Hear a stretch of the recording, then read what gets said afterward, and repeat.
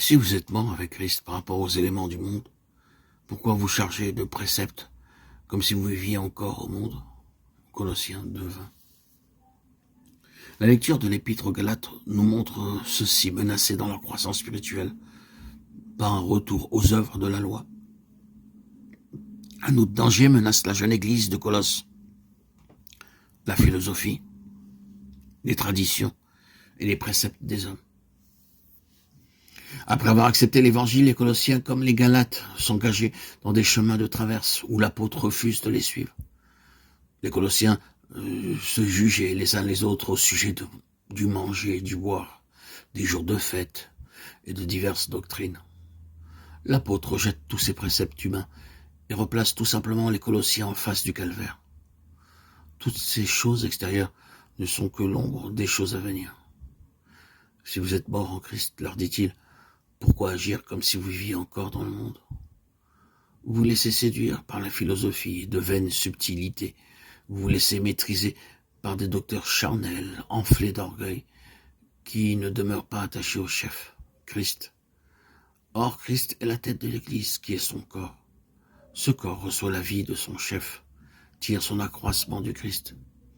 Il y a donc à l'œuvre en vous rien de moins que la vie de Christ. Si vous êtes mort avec Christ, si Christ est votre vie, pourquoi vous remettre sous la tutelle des hommes, vous soumettre à des commandements humains touchant les choses extérieures et éphémères? La viande ne nous rend pas agréable à Dieu.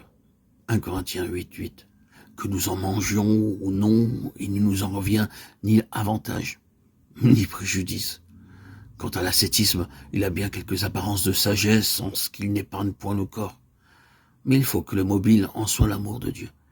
Il faut que ces pratiques d'ascétisme, si l'homme veut y recourir, bien qu'elles soient insuffisantes pour maîtriser la chair et transformer le cœur, soient parées d'humilité. Vous êtes mort avec Christ, mort à ces pratiques extérieures, mort à tous ces systèmes qu'ont échafaudé les hommes. Pratiques et systèmes démontrés insuffisants pour atteindre le but. Maintenant, vous êtes mort et ressuscité avec Christ pour vivre en nouveauté de vie. Christ est la vraie circoncision. La circoncision du cœur. Ne vous placez donc pas sous la tutelle des hommes et ne vivez plus comme si vous étiez dans le monde. Si vous croyez que vous êtes crucifié avec Christ et ressuscité avec lui, par là, vous mettez en action une puissance surnaturelle, la puissance de résurrection de Christ. Au lieu donc de vous préoccuper d'éliminer, de retrancher ceci ou cela, saisissez la puissance de vie qui est en Christ et recherchez les choses qui sont en haut, en Christ, où habite la toute plénitude. Colossiens chapitres 2 et 3.